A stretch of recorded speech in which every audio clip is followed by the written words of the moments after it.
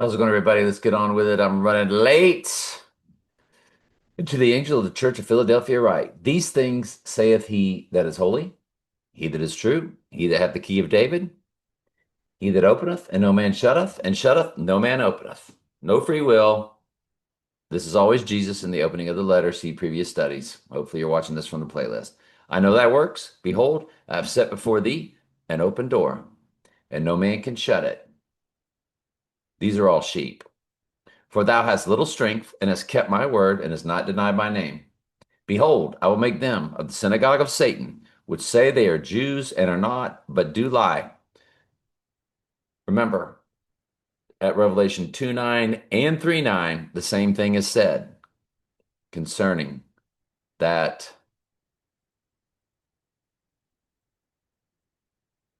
the bloodline. Okay. I do believe one is speaking only about the bloodline, and the other is talking about the sheep that are grafted in. They are spiritual Jews per Romans 9:2. Did I say 9:2? Romans 2. Romans chapter 2. Yeah. And or one is the bloodline, and then one is the bloodline and the Gentiles who are grafted in. Yes.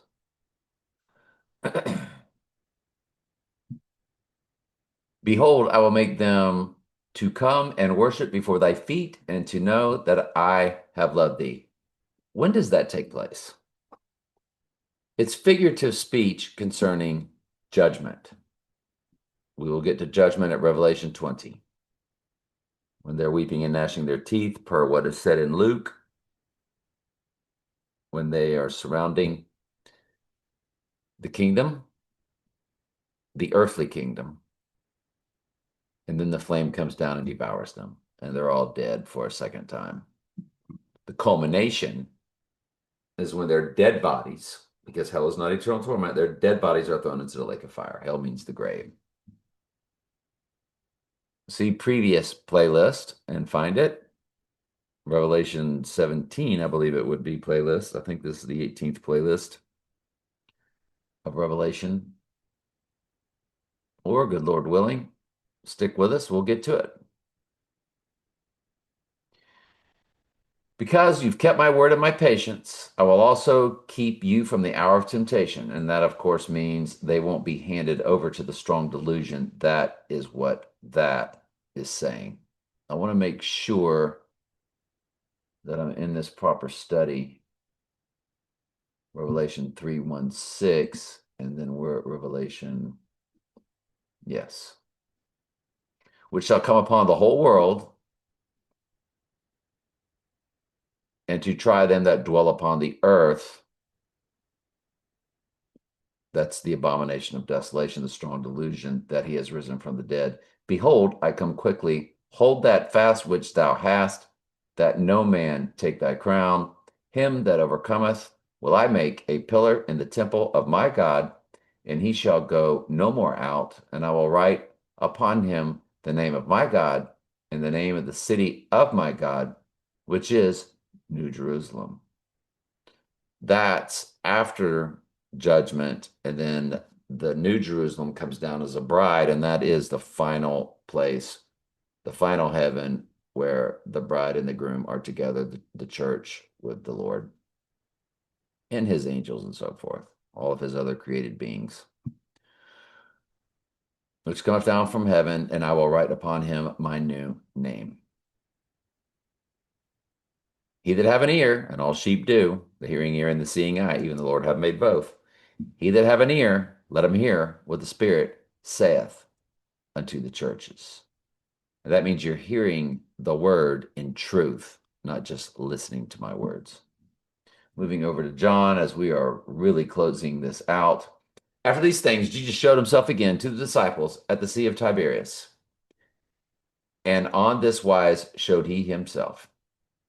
There were together Simon Peter, Thomas, called Didymus, and Nathanael of Cana in Galilee, and the sons of Zebedee, I think that's James and John, and two other of his disciples.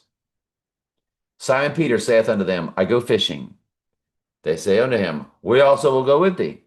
And they went forth and entered the ship, and immediately that night they caught nothing. But in the morning, um, Jesus stood on the shore, and the disciples didn't know it was Jesus. Then Jesus said unto them, Children, y'all haven't caught anything?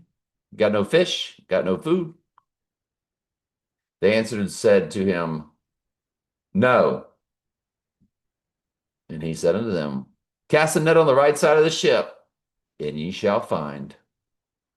They cast, therefore, and now they were not able to even raise the nets because of all the fish.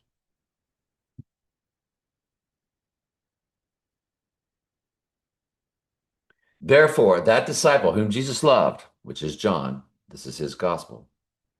Why does he love John and Daniel specifically and special? Because they wrote the two end times gospels.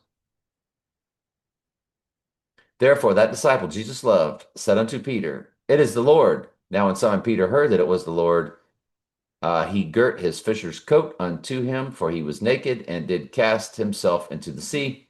And the other disciples came in a little ship, for they were not far from the land, but as it were 200 cubits, dragging the net with fishes. And as soon as they were come to land, they saw a fire of coals there, and fish laid therein, and bread. I'm glad you're here. I love you very much. Ask questions anytime. That's what I'm here for.